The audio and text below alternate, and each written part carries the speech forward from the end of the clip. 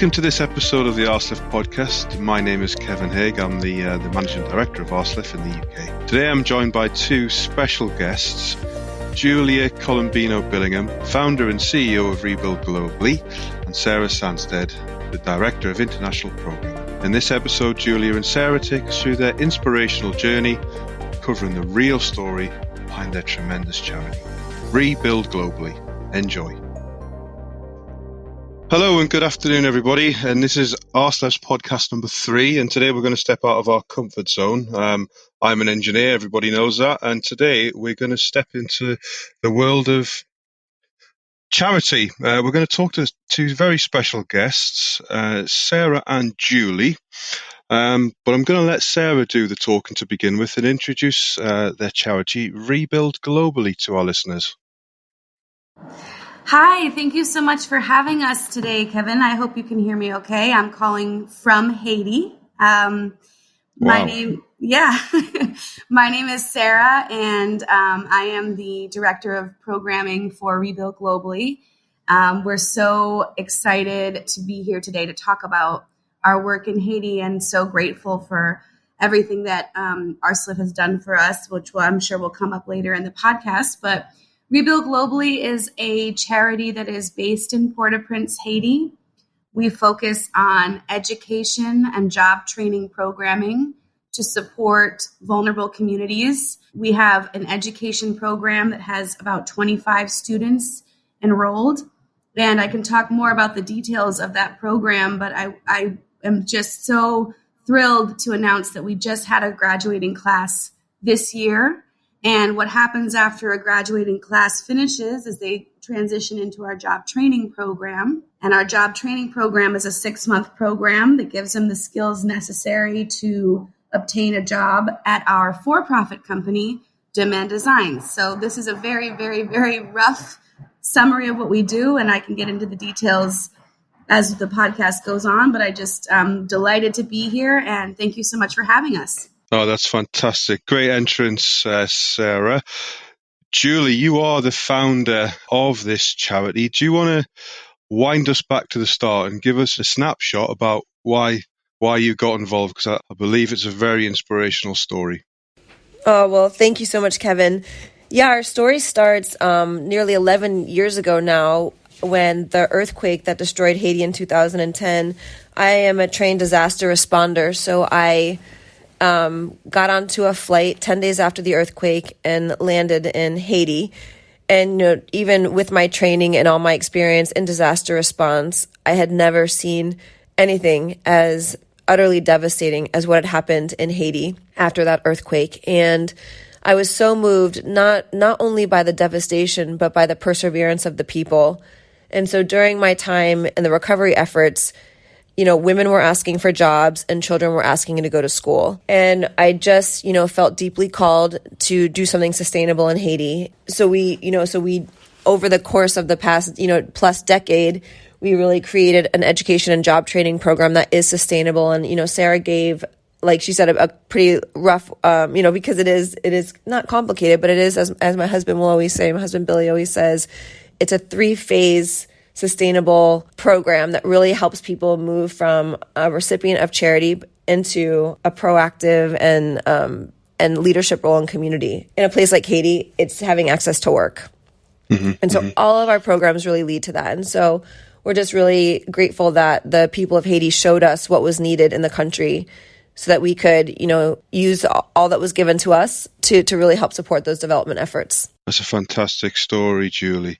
And can I ask, Sarah, what brought you and Julie together on this mission? It's a really wonderful story. I had been working in Haiti before the earthquake, and then again after the earthquake. Somehow Julie and my paths didn't cross during those years after the earthquake. We were working in different sectors and in different parts of the country, but ultimately we met through a mutual friend a few years later in 2012, 2 years after the earthquake. And I had been a little bit disillusioned by some of the work I'd been doing in Haiti because it felt like there was no end in sight. There was no solution that made sense. And I was pretty exhausted by this realization. But when I met Julie and really began to understand what reBUILD Globally was doing, reBUILD Globally is a charity, but the methods in which the programming is given and the actual exit strategy for participants in this charity to become self-made, really, really contributing to their economy, becoming employed by a company at the end of their journey that allows them to earn their own income. This was an inspiring story for me, and I decided I had to be a part of it. And so this was in 2013 that I joined Julie here in Haiti, and I've been here ever since. So, they say the burnout rate in Haiti is after 2 years, people are usually ready to move on to something new because it's a challenging environment. But because reBUILD Globally is doing such inspiring work that is really working, and we're seeing truly successful outcomes, it's enough of a reason to want to stay. And Julie, as I'm sure you know, since you've met her face to face, is incredibly inspiring and keeps me excited every day to be a part of this. Yeah, so it's exactly a year ago to the week when I met Mark and Julie. I actually invited Mark in to do a speech to our company about leadership and the qualities that Mark has off a TV program he does in the UK.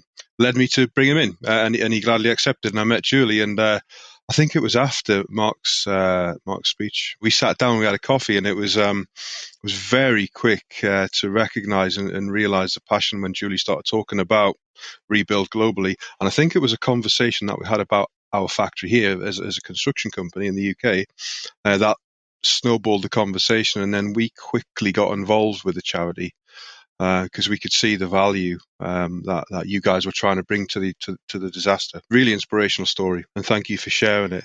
Guys, can I just ask, maybe Julie, you're probably best to answer this. What is the overarching mission, just for the clarity of the listeners, of reBUILD Globally? Yeah, it's a great question. And I think even before I answer that, I just want to give you like a fact that it is always startling, even when I say it, that 1% of Haitian children go to university. I mean, that to me, it's just absolutely startling that, so few people have access to great education, and only 85% of the Haitian population has access to living wage jobs. And for us, those were just, in this world today, it just seemed like a violation against human rights. So really, reBUILD Globally exists to provide strategic and smart education and job training program to combat those statistics. And, I'm really proud to say that over the last 10 years, every single young person who's gone through our education program is in university and is employed part-time at our for-profit factory, Deme. And, they're at the factory. They have access to flexible work hours so that they can go to university. And we have a university matching program that matches their tuition. reBUILD Globally matches their tuition dollar for dollar, so that, they're young adults, so that they can partially pay for their education, but they also have the support that they need because we are working in the poorest country in the Western Hemisphere. So, that's really what our objective is to make sure that young people have access, and we remove the barriers to education. And people who maybe don't have a path to education because they've surpassed that in their lives, they have access to work. And that's really where the job training part comes in as well, as we do look for vulnerable communities. And I think one of our greatest achievements is Sarah identified a refugee community in Haiti a few years ago, and we were able to open a small satellite factory where we do the production of our tire soles. And currently we have 8 former refugees on our staff who are now tax-paying citizens in Haiti. And I truly believe that is one of our greatest accomplishments. Reading the website, it's very interesting how you're managing to connect charity and business and leadership together to almost create an environment where people are starting through education and starting a business to almost reinvest back into the community. Is that the message I'm picking up for the benefit of the listeners, Julie? 1,000%. We really believe that charity is necessary, but it should be temporary. That nobody wants to be a recipient of charity for their entire life. And in Haiti, and probably I would have to venture to say in most of the poorest countries in the world, it's a lack of opportunity. And so when we first started reBUILD Globally, we started just with the education program, and then we started with the job training, and then we realized there were no jobs to be had. So that's why we built the factory. And yes, you're right, Kevin, hearing the story of your factory and how it was so designed, so equal friendly, and all that you put into the thoughtfulness of building your factory inspired me, to continue sharing our journey, because we felt the same way. When we decided that we were going to build a factory, we said, okay, we want to make it solar powered. We want to source things locally. If we're going to build something, we want to build it intentionally for the greatest good. And we did build it out of necessity, because truly there was no infrastructure, no jobs. That is totally the message that, every dollar that you guys have poured into the children in the program, they will not be recipients of charity for the rest of their life. Most of them, or some of them, are already contributing to the economy, and they all will be eventually. And I think that that's a very beautiful thing. It's a great journey. It's a great message to share with everybody. And also to tell everyone it can be done by putting a little bit of time and effort and dedication, blood, sweat and tears into a journey. It can be done. And that leads me into my next question for you, Sarah. For the benefit of the audience, bear in mind a lot of people haven't been to Haiti. What does a general day look like on the island? So Julie mentioned a statistic earlier. 85% of people do not have access to formal jobs, to dignified living wages. And so when you think about that, think about what that must look like here. There's a lot of cottage industry, a lot of kind of trying to make do with informal commerce. And so there's a lot of beautiful chaos, as we like to call it. There's just not a lot of organization, because, when people are on their way to work in the UK or in the United States, everyone's on their way to work. And so there's like kind of an organization. Everybody's got something they're doing for the day that they know is going to earn them money and help them support their families. But in Haiti, it's a lot of fighting to make do. And, that's why when we built this ecosystem here between reBUILD Globally and our for-profit company, Demain, there was a lot of pride in that organization of people being able to get up in the morning, come to work and support their families. And so Haiti is a beautiful country with an incredibly rich history. And we're so proud to be here and to be contributing to the economy here. But it is a very challenging place for a multitude of reasons. And we really believe, Julie said it perfectly, charity is extremely necessary in times of disaster and in extremely vulnerable situations. But the reality is, we really believe that if everybody had a job, if everybody was gainfully employed, this country would look pretty different. You wouldn't need people from the outside to be paying for children to go to school, like foreigners, coming in to support children in that way, to build wells and to provide food distributions. All of this is beautiful work that people are doing here. But the truth is, wouldn't it look different, or wouldn't it look better, I guess I should say, if Haitian people had the opportunity to take on those projects themselves because they were gainfully employed? And so we're fighting really hard to contribute to the formal economy so that folks can go to work and earn a livable wage and really, really support their own families. So back over to you, Julie. This is a good question, and it's something that's often raised here in the UK. But from me, why do you think CSR, so corporate social responsibility, should be taken so seriously in business in this day and age? Oh, I love that question. Because business and the infrastructure that business provides is truly the lifeblood of communities. We have so much opportunity in our businesses to do good and to inspire our colleagues and to work as a community, that I always find that companies that participate in CSR have a stronger unit, that people feel more connected because they're working towards a goal outside of themselves. And that's something about the human spirit that we found. Before I started reBUILD, I worked for the Heart of Florida United Way, which is a big charity in America, and I was a volunteer manager. And I can tell you with 100% truth that the people who volunteered always felt more fulfilled than actually the recipients of the volunteer experience. We saw that time and time again. That's why people continue to come back to volunteers, because I think all of us as humans yearn for a greater good. And when a business shows that type of leadership, that they're not only focused on their own success, but the success of others, whether it be locally or globally, I think that they get respect from their employees in a different way. And there's a different type of cohesion in the company. So I think that it's good for business, for the heart of the business. I don't know why anybody wouldn't do it. I honestly don't. I struggle from the other perspective of why would anybody not do it?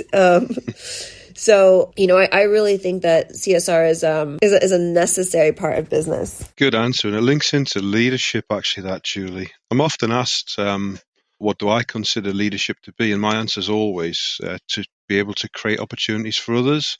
Leadership is not all about telling people what to do. It's about being responsible for those who are doing their job. But I always say it's always about creating opportunity for others. So thanks for that. So Sarah, I'm going to go back to Haiti, and I'm going to ask you the question number 5 that I have on my list. Just going back to the core of what you achieved, going back to the very start. How do you start to create and develop a community in a situation of chaos, that beautiful chaos that you described before? How do you start? What do you do to put the grassroots down to get a community spirit relifed and started again? It's a great question, and I think it's a question that Julie often answers because she was here right after the earthquake in the midst of true, not so beautiful chaos in the wake of arguably the worst natural disaster in modern history. But I experienced the wake of all of that beautiful community and roots that she created here with reBUILD Globally in Port-au-Prince. And then I experienced it again, Julie mentioned earlier, when I visited a displacement camp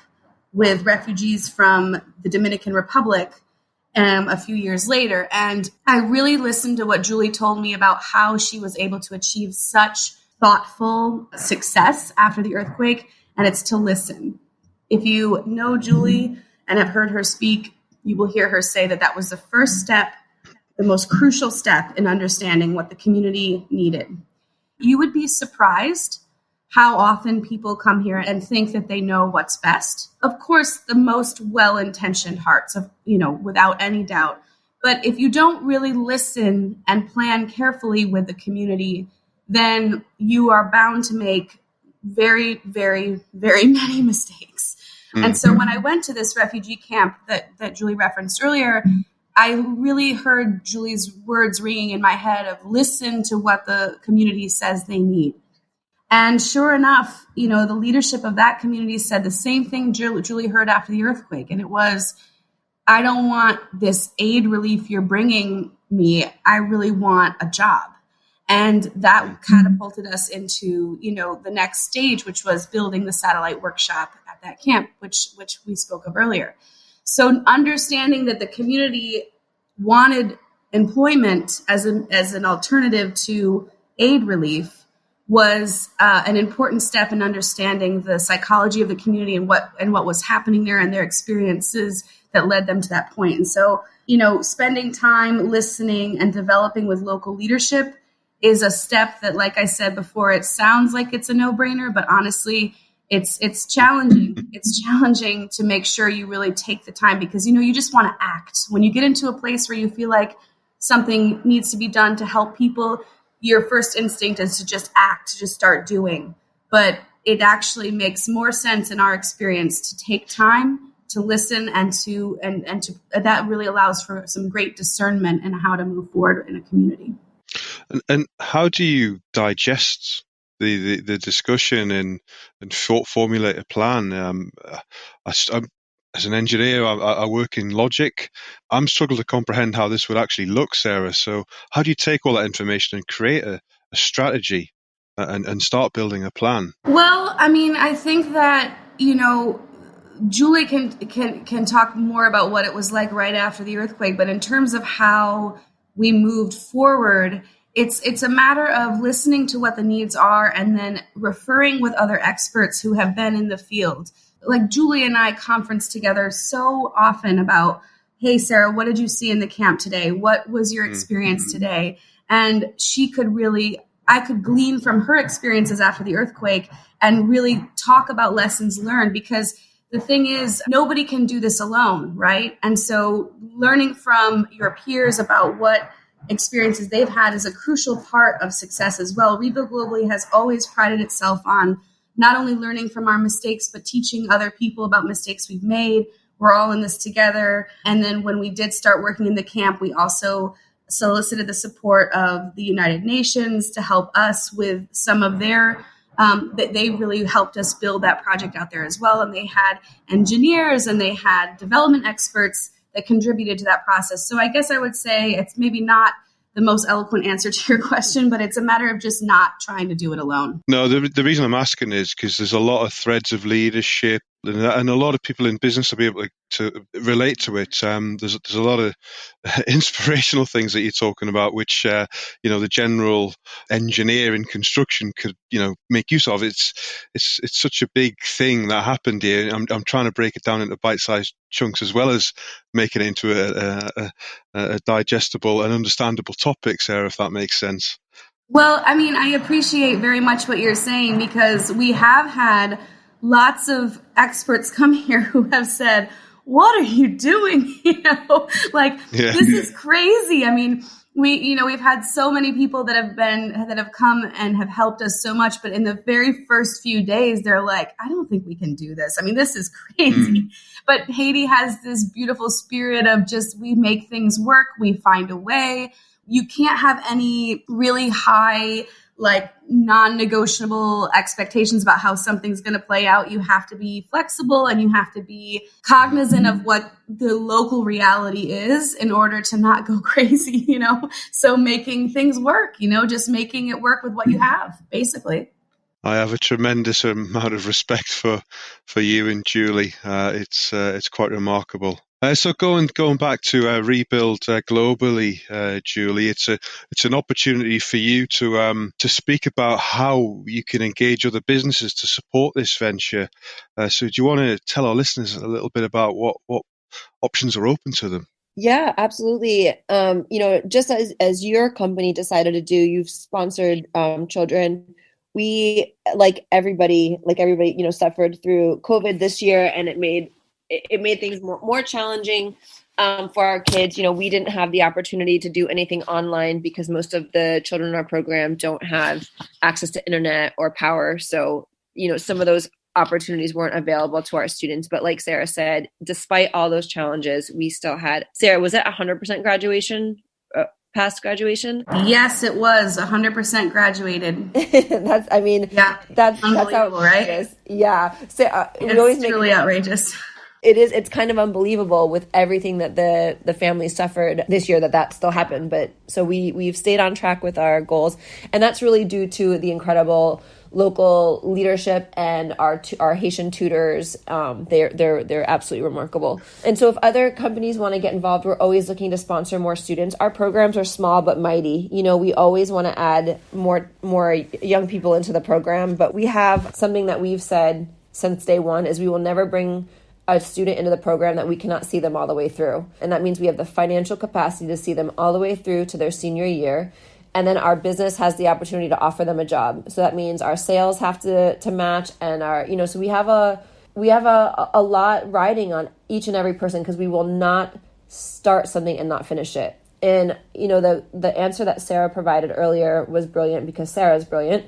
And the only thing I would add to it is, this idea of perseverance. And the Haitian people taught me that so often people will come and start something and then leave before it's finished. And that is so detrimental. And so we decided not one person will come into our programming that we will not see it through.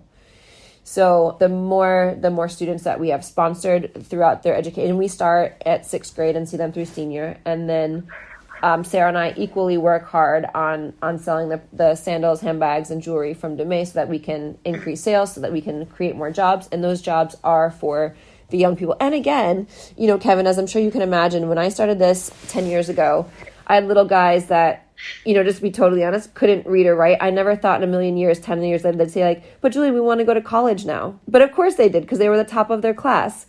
And they don't want to necessarily be manufacturers. They want to be doctors and lawyers. So working at the factory part-time it's another means to an end. But these young people will be lawyers and doctors and accountants and hospitality managers. But again, the business provides them the infrastructure that doesn't exist in Haiti so that they can carry on fully for their dreams and have the funding to do so. Fantastic, Julie. You touched on something there that I was actually going to ask at the very end, but I'll ask it now. Obviously, coronavirus has affected the globe. It's not widely recognized just how far reaching this pandemic's actually reached outside of mainstream countries, we'll call them. But how has it affected Haiti? Because it's not in the press. The country did close down, in a sense, in March. It was March 20th, and the country, we had 2 reported cases, and it was enough for the president here to make the decision to close the borders. And then, schools closed, churches closed, businesses closed. And then slowly we started reopening at 30% capacity. It was a very gradual process of reopening. But once Haiti reopened, so to speak, there was no turning back. And the reason why is not because anybody here isn't mindful of how important our public health is and how important it is to stay healthy. It's just that in Haiti, we don't have the luxury of staying closed. A friend of mine said that she was speaking to an artisan that works in a tourist center that obviously was not operating during COVID. And he said, if Corona doesn't, kill me, hunger will. And that's a really, really, really drastic thing to say. But I'm sure that he meant it in that moment, because if you're not making an income, then it's like, there's not any public works that really support people here. There were no unemployment funds that the government dispersed. There's no stimulus checks. And so, the need to go back to work was extremely, it was palpable. However, what we did at our company, which I'm really proud of, is we looked at, while we were closed, we did provide unemployment support to our staff. And even when we were operating at 30%, we were still providing some subsidies to support our team. And we were rotating our staff here. Our students in our program did have to stay home, and they just reopened school again in August. And they're just doing extra tutoring and extra coursework to make up for lost time, which again is why it's so amazing that we had a 100% pass rate in October. But yeah, Haiti just kind of had to recover from this at a more rapid rate. And I'm not a public health expert, so I don't know if that was for the better or worse, but I can say that, it was just, I guess, time to get back to work here. And we're really proud that we were able to support our team through that unemployment fund, because nobody else I know got any kind of support like that here. And so we were blessed to be able to do that. And, can I add something to that? My husband, Mark, is sitting right next to me, which is obviously like how we got connected. And he just said, and don't forget to tell him about another way that companies can help is, like Sarah said, the business took a real hit. And so we manufacture corporate gifts, if people are looking to purchase thoughtful and meaningful gifts for their companies or anything. We are a manufacturing company, so we can private label all sorts of things. And that's another great way to support our ecosystem that does include not just charity, but also purchasing of things made in Haiti from our business. Excellent. I observed something quite interesting as well from your internet as I was doing a little bit of research. Did you have a fashion show, or were planning to have a fashion show in Haiti this year? Is that right? No, we have participated in Haiti Fashion Week in the past, however.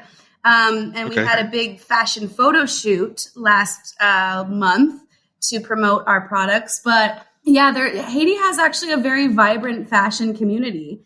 And we have been very proud to be a part of it over the years, because, we never thought of ourselves in the beginning as fashion people, but now we really are. So yeah, it's been fun to be a part of that community here. We've engaged some models and clothing designers, and it's been really fun to be a part of that niche here. No, it was quite nice to see and quite nice to read, and it shows just how far you've managed to bring the island from the disaster 10 years ago. And again, I'll repeat it again. It's such an amazing story, and I've got the absolute utmost respect for you two, tremendous, and your teams. I did want to just add something, Kevin, if that's okay. Yeah, sure. I wanted to say, to ArSLF, we're so grateful. Julie mentioned earlier that you all decided to sponsor some students, and yes, you decided to sponsor 3 students, but not just for 1 year. You decided to commit to sponsoring them through, the end of their high school journey. And so just to talk about how that kind of sustainable support from you all is unbelievable. And we're extremely grateful for it. Julie shared statistics earlier about unemployment and college, but there's another statistic that I think is key for listeners to hear about Haiti is there's about 90% of young people who begin their academic journey here in Haiti in elementary school. So those numbers are impressive. But then by the time they get to high school, only about 20% of students remain enrolled. And it's a financial issue. There's no public schools in Haiti. It's all privatized. And so this is a scary statistic. And then, as Julie said, once they graduate high school, it's only about 30% who actually graduate from that 20%. And then only 1% go to university. And so that's why sponsorship of our program is so key, because those students that you're sponsoring are guaranteed access to tutoring and academic support that gives us that incredible 100% graduation rate. And then they're guaranteed access to university and a job when they finish. And so you guys really have secured that for 3 young people in Haiti over the course of the next, year 1 is over now, the next 3 years. And other companies can do that too. And we're just so glad that and so grateful that you had the vision to do that. Thank you so much. You're very welcome. And if we can help a little bit more by getting the message out via this podcast, that all contributes to where you guys are ultimately trying to get to. So we're very, very happy to be part of it. So I think we're going to start to wrap up at this point, unless there's anything else you guys want to raise and contribute towards the message for our listeners. Julie, Sarah, do you want to go first? I'm so glad that Sarah shared how important your choice was, because that really it's everything. I think, what we learned from you, Kevin, was sustainability was such a part of your mission and focus. And sustainability can mean many things to many people, but it is life-changing in Haiti when people focus on sustainability. So your leadership in that arena and your invitation for us to share our story and our journey together is very, very powerful for us. So we are just really grateful, really excited. I can't wait, in 10 years for you to find out what those 3 young people are doing in Haiti or maybe somewhere else. And to know that every person in your company is a part of that. That's kind of like the power that we were talking about before with CSR. That's powerful. 3 human beings. And, every person in this planet, we each touch so many other humans. And so it's the ripple effect, isn't it? Yeah. Yes, it is. Julie, we actually were planning on trying to get out to Haiti this year until obviously the world changed a little bit, and still planning on that in the future, actually. We're waiting for you. That's a real Haitian phrase, Mapkampu, and so we'll always wait for you. Sarah, do you want to add anything before I wrap up? Thank you so much for having us today, and it's so good to put a face to all of this. I was so grateful when this all started last year, and it's so nice to talk to you and to share this story. We're just so proud. We're just so proud of our team and proud to be advocates for this here in Haiti, and just would love to invite anyone else that wants to join us to be a part of our story. We're really hopeful somebody listening will join our journey. Guys, I've really enjoyed today. I hope the listeners have. It's been a great conversation. What I will say is it's taken me well and truly out of my comfort zone today. So I hope I've been an average host. I don't know how well I've done in this arena, but it really well and truly has challenged me today. And I've really, really valued the conversation. So thank you both for sharing your experiences with us. Thanks for listening to the ArSLF podcast, Voices in Engineering. If you've enjoyed this episode, head over to our website, www.arslf.co.uk, to discover all about who we are. how we work with our valued clients. Never miss an update on a new episode when you subscribe to our podcast feed. If you found value in our conversations, we'd also appreciate a follow over on LinkedIn.